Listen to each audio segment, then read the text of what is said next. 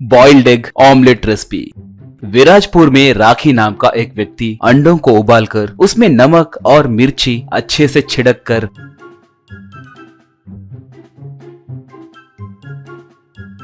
विद्यार्थी और लोगों को बेचता था। एक एक अंडे को 20 रुपए में बेचता था। किसी को भी अंडे उधार नहीं देता था।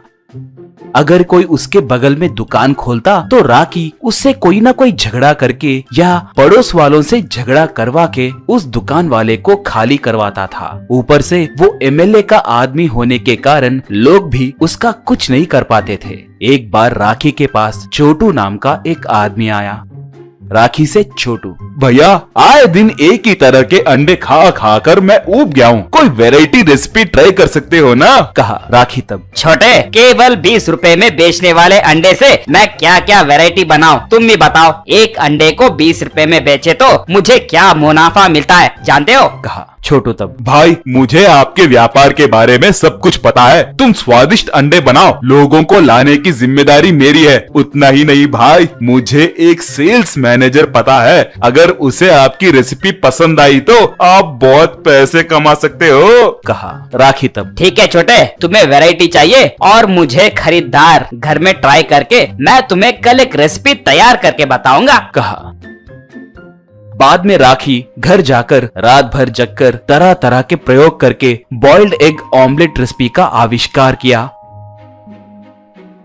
अगले दिन उसके पास आए छोटू को बॉइल्ड एग ऑमलेट बनाकर खिलाया। उसे खाकर छोटू, भाई आपने जादू कर दिया भाई, ये तो अद्भुत है। अब वो तुम्हें नहीं छोड़ेगा, बहुत ऊपर ले जाएगा, देखते रहो भाई, कहकर अपने पहचान के पप्पू को फोन किया। छोटू के बोलने से पप्पू भी वहां पर आकर उस ऑमलेट को खाया। बाद में पप्पू राखी से, हो गया, अब तुम्हारा काम हो गया समझो, अब से तुम खाली नहीं रहोगे, लोगों को ऑमलेट बेच बेच कर थक कर चिल्लाने लगोगे, अब ये बात मुझ पे छोड़ दो। कहा। राखी, मैं भी तब से देख रहा हूँ, पैसे नहीं दे रहे हो मगर बड़ी बड़ी बातें कर रहे हो। पहले एक ऑमलेट के 50 रुपए के हिसाब से पूरे 4 ऑमलेट के 200 रुपए दीजिए। लोगों की आने की बात बाद में देखेंगे। कहते ही पप्पू और छोटू उसे पैसे देकर वहां से चले गए।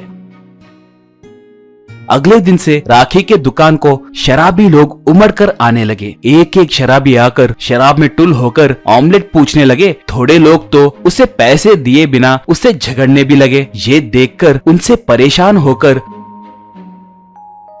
थोड़े दिनों के बाद राखी उन बेवड़ों पे चिल्लाते हुए, मुझे क्या समझ रहे हो रे, मैं एमएलए का आदमी हूँ, अकड़ दिखाए तो तुम्हारा अकल टिकाने लगाऊंगा, समझे? कहा। तब एक शराबी, क्यों रे, हम एमएलए से डरेंगे क्या? उसका दादा है तो भी हमें कुछ भी नहीं करेगा। जानते हो, वो आए तो भी हम उसे एक पैक पिलाएंगे, बाद में नशे में रोड नहीं डलवाने की सजा के तौर पे उसे गंदी नाले में डाल के लात मारेंगे।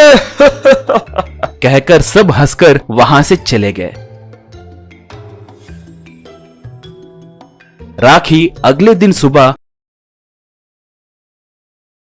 एमएलए के घर को जाकर शराबियों के बारे में एमएलए से कहा। ये सुनकर एमएलए, क्यों रे, एक तो तुम बेकार काम कर रहे हो और ऊपर से उन बेवड़ों से मुझे गाली दिलवाओगे। बॉइल्ड ऑमलेट के नाम से 50 रुपए में घटिया ऑमलेट बेचोगे। तुम्हारे वजह से गांव में मेरा नाम खराब हो रहा है। अभी के अभी तुम्हारी दुकान को वहां से खाली करो। मैंने पहले ही छोटू पप्पू नाम के 2 लोगों को वहां पर व्यापार करने का परमिशन दिया है। कहा। तब राखी अच्छे से सोचकर, भाई ये सब धोखा है भाई, वो छोटू और पप्पू मिलकर जानबूझकर मुझ पे साजिश किए भाई, वो लोग ही शराबियों को मेरे पास भेजाए भाई। कहा। एमएलए तब, बकवास बंद करो, निकम्मे कहीं के, गंदी नाली जैसे तुम पर किसी को साजिश करने की क्या जरूरत है? जाओ, शर्म रहनी चाहिए। 50 रुपए में ऑमलेट बेचे तो कौन खरीदेगा रे, जाओ। कहकर डांटा तो राखी वहां से चला गया।